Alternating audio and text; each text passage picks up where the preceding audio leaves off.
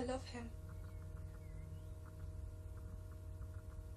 He's not proud. I was wrong. I was entirely wrong about him. You don't know, Papa, if I told you what he was really like, what he's done. What has he done? This was the ending scene of the film Pride and Prejudice. Pride and Prejudice is an 1813 romantic novel by Jane Austen. It charts the emotional development of the protagonist Elizabeth Bennet, who learns the error of making hasty judgments and comes to appreciate the difference between the superficial and the essential. But in the end, she realizes how prejudiced and arrogant she was to judge so hastily, and found the love she has for Mr. Darcy, which is of course reciprocated, a moment of enlightenment. We are surrounded by things that we think we already know so well, but do we? When we are young, everything is new and mesmerizing. We see them with sparkling eyes. We unknowingly build up prejudices as we get older, commonly being called as being jaded. Artists are a type of people who sees daily things with different perspectives, and possibly without judgments. In Chapter 5, we are going to talk about expressive objects that are in our daily lives that get sublimated into work of art by the artist. Let's get started with the chapter without any prejudices. Is art so separate from our daily lives as it feels in this modern world? In Chapter 2, Live Things and the Ethereal Things, it says, "The sun, the moon, the earth, and its contents are material to form greater things, that is, ethereal things, greater things than the Creator himself made. Moreover, ethereal thing is the creation of the artist, but it was born from the experiences that the artist went through. In this sense, ethereal thing, meaning the work of art, cannot be separated from our daily lives."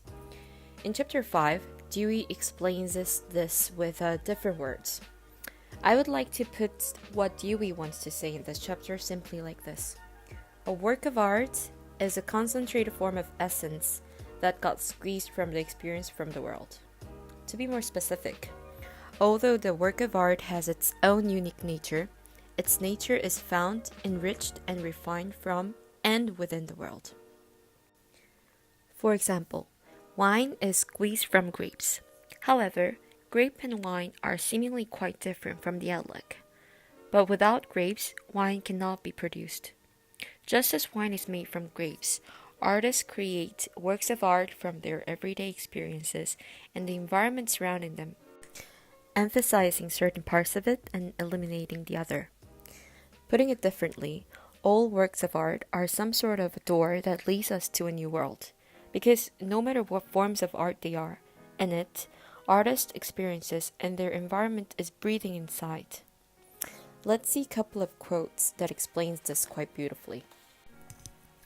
Art is far from delivering us from the sense of really living, intensifies and amplifies those states of serenity of which we are given the sample, too rare, too small, and too alloyed in the course of our normal practical life. Thus the role of artist is not to start from zero to manufacture works, but rather to let people see what is already there that everyone doesn't see, to let them see it in a way that they see it. Concerning the fall of autumn leaves, it is a matter of something that is completely beyond men. Whether he is there or not, anyways, it occurs. Certain people will see it, the beauty of this landscape, while others will not be sensitive to it. The gesture of Sennorikyu is to create a small gap to the natural state, to let it be seen again differently. It has nothing to do with Zen. It is not to be taken in philosophical or religious sense. It is a poetic gesture. It is to realize things, a moment, a state, to widen it, amplify it, in a world, create. The important point here, however, is that even though wine may have been produced from the grapes, you don't have to find the traces of the grapes from the wine. The person who is drinking the wine should be focusing on the experience he or she is having with the wine that they're drinking, rather than trying to understand and to know the climate or the environment in which the grapes were grown. In other words, works of art are a squeezed, aged, refined, and produced form of personal experience, but we don't have to find the experience and the intentions of the artist from their work of art. After an experience has become sublimated into the work of art, the object of expression and the product of expression are completely separate. It is the viewer's part to feel and communicate with them.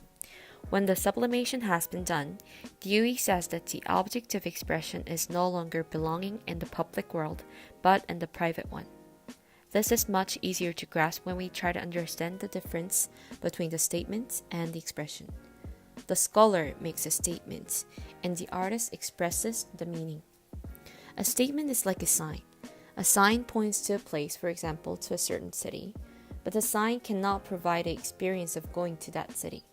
What that sign can do is just tell you some of the conditions that are required to make your experience in that city. Expression means to directly experience and appreciate the target in front of the eyes, and to express what is experienced and appreciated. The primary interest does not lie in how accurately and objectively the poems or the paintings are depicted and expressed, but what contents and meanings that the particular experience contains. Statements are public, objective, and generalizable. Expression is private, subjective, and cannot be generalized. Dewey explains one of Van Gogh's works as an example. In one of his letters to his brother, he has description of the things that he observed and of his paintings, one of which reads, "I'm looking at the iron bridge across the Rhone River and the Rhone River. The skies and rivers are ash-colored. The dark lilacs are on the docks on the riverside. People leaning against the house window on the riverside are in dark scenes, and the bridge across the river is dark blue. Vivid orange and deep turquoise are painted in the background across the river and across the bridge." Through this painting, I try to express the state of total grief. His explanation of the picture is a statement. What he's trying to express and what is shown in the picture is the expression. He aimed through pictorial presentation of material that anyone on that spot might observe, that thousands had observed, to present a new object experienced as having its own unique meaning. Artists are people who have an innate or acquired creative vision. Creative vision modifies the materials. They take their place in an unprecedented object of a new experience. Memories, not necessarily conscious but retentions that have been organically incorporated in the very structure of the self, feed present observation. They are the nutriment that gives body to what is seen. So they are rewrote into the matter of the new experience. They give the newly created object expressiveness. Let's say that an artist with such creative vision has made an artwork with some intention, for example.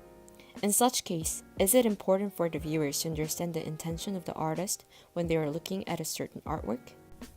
John Dewey says it's not.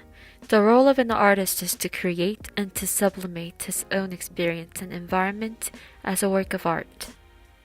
Music is one of the highest forms of art, but we have our favorite songs and musicians rather than knowing and understanding and loving all of them. Just like so, we cannot understand and love all of the artworks. Here I'm talking more about the visual arts there is.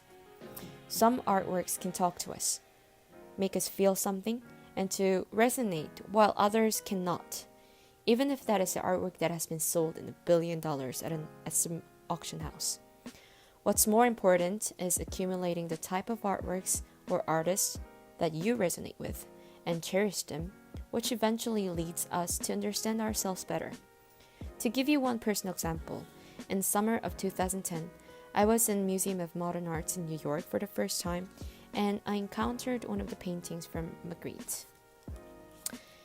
Among thousands of paintings that I was surrounded with, his works were the only ones that I could feel something from, that I wanted to pay attention to. There is no need to have the reason for loving certain artworks. It's same as in falling in love.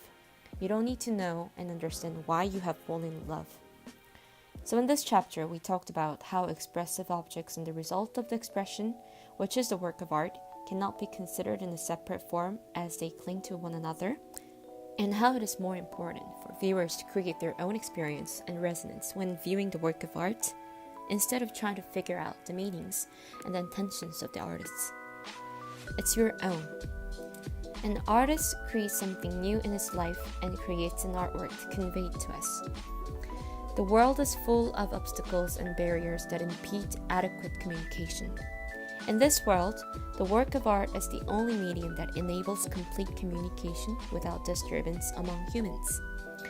I personally think it would be more easier for the viewers, for us to appreciate art if we treat it same like music. We feel music when we listen to it.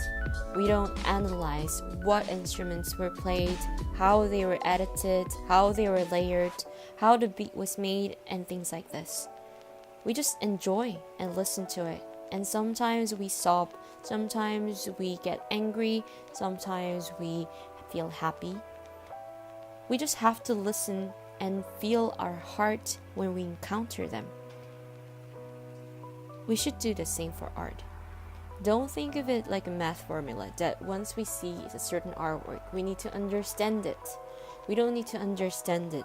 We just need to feel, and we just need to create our own experience from it.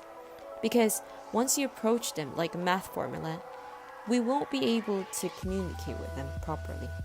So next time you see another artworks in your life, just try to enjoy.